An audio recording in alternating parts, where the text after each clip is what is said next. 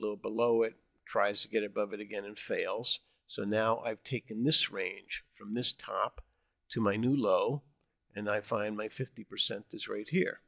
Bounces, hits it, tests the low again, goes a little above it, but it still just can't quite make the 50%.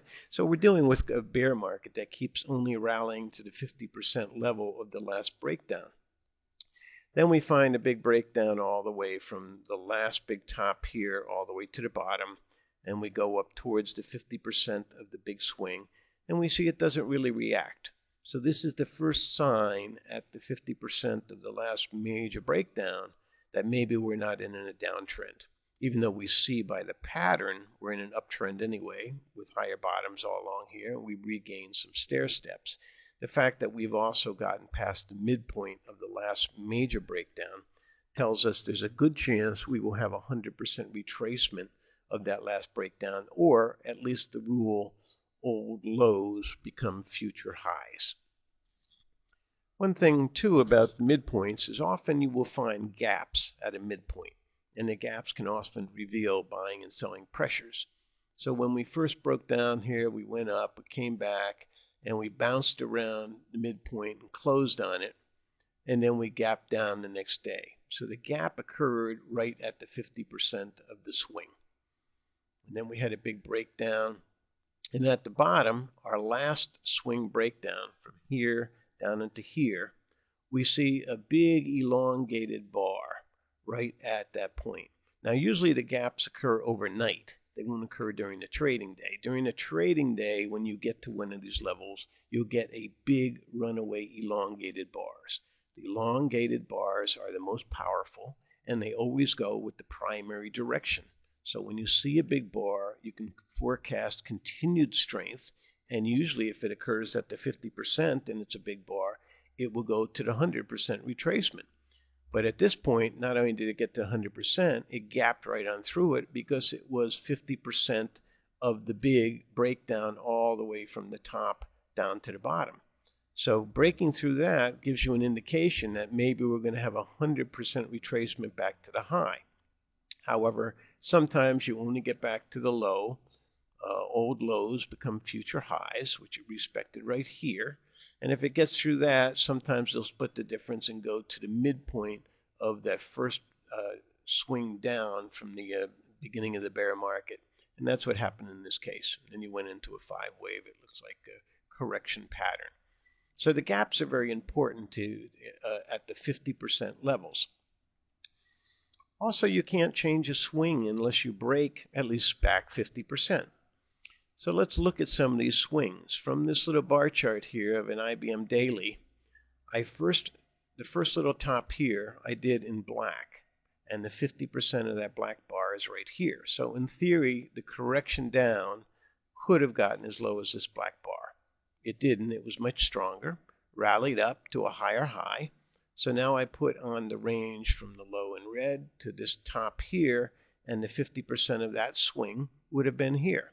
So we had an exact 50% pullback for 2 days, then we advanced again. I didn't put the range on this one, but on the final top over here, I put the range in green on, and we can see that the 50% of the entire move now from low to high is right here.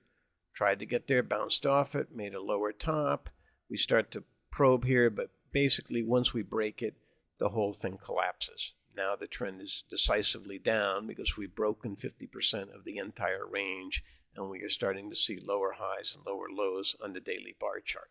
So we want to keep track of all these 50% swings. It's also good to do it on all our time frames too. So we can look at our time frames here and say, well, this one looks fairly strong. It broke down, regained everything. Here on the 15-minute chart, we broke down and regained it.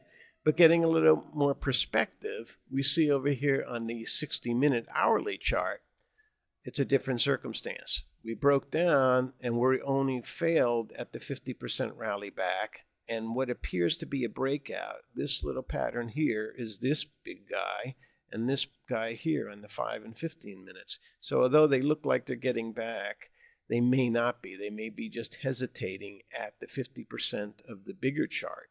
and it may be these old lows become future highs. And we see on the daily chart the same thing. It bounces up immediately to the 50%, bounces around, and in this case it actually did go down and it went 100 S&P points lower after it broke this 50%. So try and keep track of your 50% ranges on all time frames, and that would be a big help also. When we first look at our charts, we want to note if they're uptrends or downtrends, and often angles, just a simple trend line drawing an angle will tell you this clearly is an uptrend, period. And within the uptrend, it's a pattern of higher bottoms and higher highs, and very strong patterns usually take the form of parallel channels. In parallel channels, you can connect the highs and connect the bottoms, and it will usually give you a long trend. Those often happen in wave counts of the third wave position, which are very strong. And that's good to note, because after you get a sharp wave 4 decline, you go into your final wave 5 advance that goes to a new record high. But often when you break out of a channel, you'll still be in an uptrend, but you will be in an uptrend defined by various angles. A 30-degree, a 45-degree, a 60-degree angle, or a 2x1, a 1x1, and we'll get into the various angles. But then you'll start to oscillate. And you can see you broke a trend line, but you did not break the trend, and the trend being a series of higher bottoms. So the last big support was down in this area. You broke a couple little trends here, so in the minor 2 to 3 weeks in here, there was a minor downtrend, but it was basically a sharp rally with probably a little ABC, and then you resumed the uptrend and you continued on up. One thing that many people don't realize is that these movements from a low to a high are often repeated identically. The market never does anything different than what it's done before. It has the same measured moves, the same angular momentum, and they repeat over and over again if you take the time to study your chart. So what I mean is, from this first little low, we had a correction here. And once the uptrend started with higher highs and higher bottoms, if we take our first little top and draw a straight line from the low, and then we make a copy of this, we can either do another angle with the exact same slope, or we can just duplicate this and drag these over. And we start the next angle underneath the high at the point of the low. So as long as this low holds, we'll draw a horizontal line, we'll drag this angle over, and we'll see that this will serve as support or resistance. When it breaks it, there'll be a little downtrend. We can start another timing angle based on the same angle, and the market will respect it. And then when it breaks it, it will change the trend down a little bit. Hits it here, under this low, hits it here. So in each case, the exact same slope of the low to the high, often when it breaks it, you are at a high, and a correction ensues, even though it's only a very small correction. Note, by the way, that this slope was from the low to the high. It was not the slope of the advance, which is something else entirely, because the general slope is usually composed of a couple of things. There's a strong upward cycle influence, and then there's usually an intervening smaller cycle that comes in every few days or every few weeks, and this downward cycle is what gives us these little dips. And so it is the combination of the strong uptrend and the downward cycle that gives us the trend that we can basically put a regression line through the center here, and we get a trend of this angle, even though from our low to our high impulses, they all follow this type of a trend. So you can use this technique oftentimes to get a rough idea of where the trend is going to break, at least in very short terms. So these are also done here. The first thing you also do is you want to put on your 50% retracements, but after you get a top like this and they start going down, you're looking for a pullback to your 50% anyway. You can take this trend line and you can move it over under the top. And this is the only case it gets a little tricky. Was this a legitimate final low here, or was this just a false breakout? And this area in here, the more likely low. So sometimes you will get two possibilities. If we took the low from the exact low and put our parallel line on, it doesn't quite catch it. until we get way over here. If we get in this area and we actually see that it's much higher than our angle, we can play around with it a little bit and try and get a better fit. And we say, okay, it's probably coming from this support level, but it's still going to be this same average slope of momentum. So we can put our trend line on here and get a rough idea of how far the trend can last before it starts to break down. So we can use simple tools like this to get a rough idea of duration and probable targets. When we look at any kind of chart, though, the first thing we want to do is if we put just an angle on and say, okay, this is an uptrend, but we want to identify those big bars. The big bars are invariably the impulse waves, and the impulse waves always go with the primary trend. Now here, this is a little tiny chart. I didn't mark it, but it looks like a 5-minute chart. So there are some big bars on the downside too. There was a big bar over here on the downside, maybe one here. But most of the bars are impulse waves on the upside. So what happens is it gets very quiet in here. There's bidders for the stock, and then another buyer comes in and they all stampede it. It goes up, and then you spend a whole bunch of bars very quiet while all these people are bidding for stock down here, hoping it will come down to them.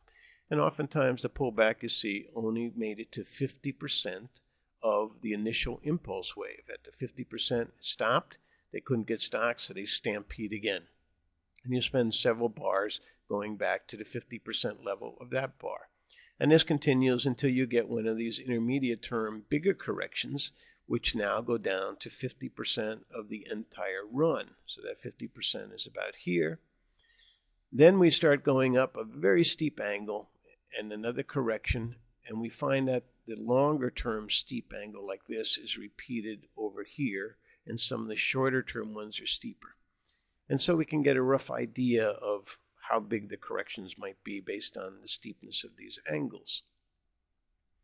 We can often see that sometimes a very steep angle will start an initial phase. You'll get a correction. The correction will go back maybe 50% of the initial impulse wave, and it will fall back to a less steep angle.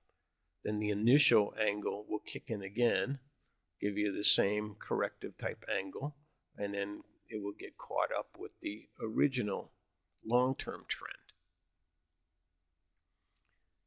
The other danger about using trend lines is this is another mistake almost every trader in the world makes all the time. They think that when a trend line breaks, the trend has changed, and that's not true at all. A trend line is just an average momentum moving average, basically. If you draw a trend line on it and the trend line is going up, the trend is up. And as I've said earlier, the trend can last forever. You can break a trend line many little times and get a higher swing bottom, and it can immediately go right back up to the same trend line again. You can break to another higher bottom. One thing to note, though, you will get a little breakdown at these trend lines because everybody uses them. But one thing about it is they don't go very far, so you don't really want to go short an uptrend when it breaks a trend line. What you want to do is have a stop on your long so you can get stopped out and you can reposition at a lower level. If it doesn't go down enough and you haven't repositioned, you have to get back in at the horizontal placement where that trend line broke. So at this level horizontally over here, you have to get back in your trade if it goes up there, because then the trend continues again. There's a breakdown over here, and if you weren't lucky enough to catch it on down here at the double triple bottoms, which you should have been, or the first time it turned up, you have to get back in your trade when this horizontal level where the trend line broke occurs. Otherwise, you're going to miss your trade.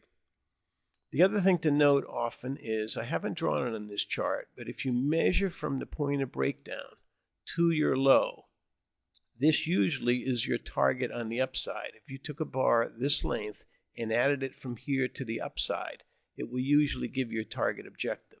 So a length from this bar down to here, added from here up to here, will give you the target area where it's going to bounce to. And so we see that breaking the trend line doesn't do much. All it is, again, you have a certain momentum and then you have a short-term cycle superimposed. The short-term cycle that's superimposed breaks the trend line briefly, then the long-term cycle kicks in. The short-term cycle superimposes, long-term kicks in, and you see that each of these lows are about the same distance apart. maybe every 2 or 3 months you're going to have one of these short-term cycles. So that's all you're seeing is a little down cycle within a bigger upper trend